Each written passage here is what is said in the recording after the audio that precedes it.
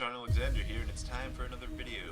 This video's topic of discussion is going to be emotions. What the fuck are they, and why do we have them?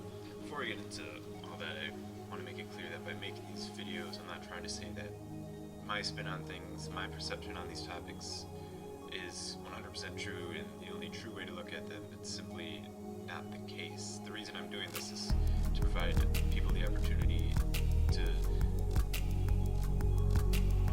learn about some of these topics, but then extract their own meaning from them. Because that's the most important thing you can do when you're trying to understand anything, is extract your own meaning. It allows for it to, well, for you to gain a fuller understanding of it and to give it significance.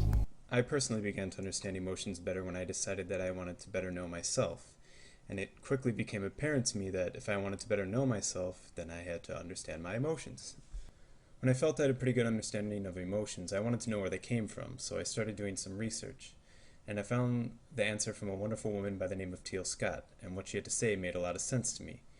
Basically what she said was that emotions are an evolutionary biochemical response to a very intense desire we had long ago to better understand ourselves. Now I know it's a bit off topic, but I find it fascinating that all evolution is a response to a very intense and focused desire that some sort of species has that is then gradually accommodated by being manifested into the physical world to match that desire. Now there's a lot of misunderstanding when it comes to emotions.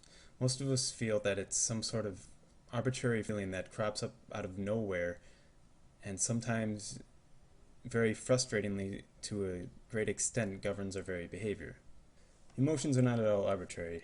They are in fact very helpful to us. They arise in response to a specific set of thoughts, which you could say are either negative or positive. They are either self-destructive or potentially harmful to us, or they are just the opposite. They are very positive, they feel good, and they are beneficial to us. Now that is not to say that we do not gain anything from our negative experiences. We in fact gain from every single experience we subject ourselves to. It's just that when we are undergoing an experience that we perceive to be negative, we are gaining from it in a more undesirable way that can potentially cause self-harm. Whereas if we are undergoing an experience through a positive perspective, there is no prospect of harm. Throughout our daily lives, we subject ourselves to a plethora of emotions. And as I said before, emotions are a response to our thoughts, and our thoughts are what create our perceptions.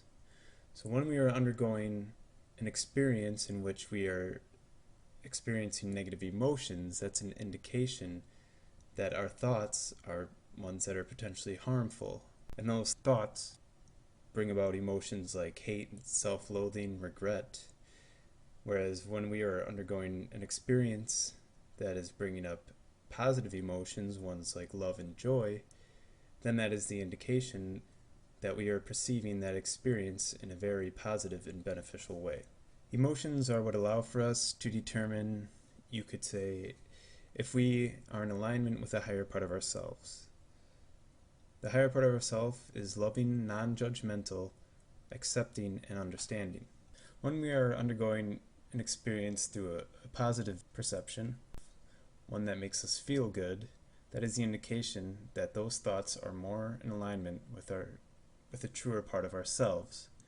And when we are undergoing an experience through a negative perception, one that makes us feel bad, that is the indication that we are in contrast with the truer, higher part of ourselves. So it is through our emotions that we are allowed to better understand who and what we are through that very contrast.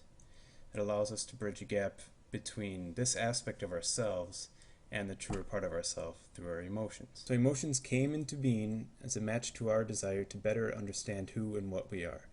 And what we are magnificent creators who are filled with love and compassion when we are in alignment with our higher selves. And we are capable of creating beautifully wonderful things. However, all too often we find ourselves disconnected from our emotions and thus with the truer part of ourselves.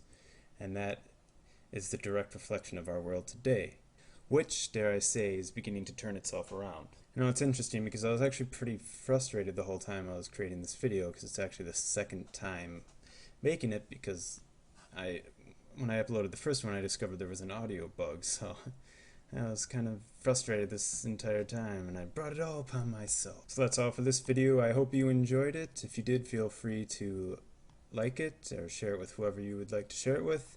And if you have any questions, feel free to ask and I will try to respond.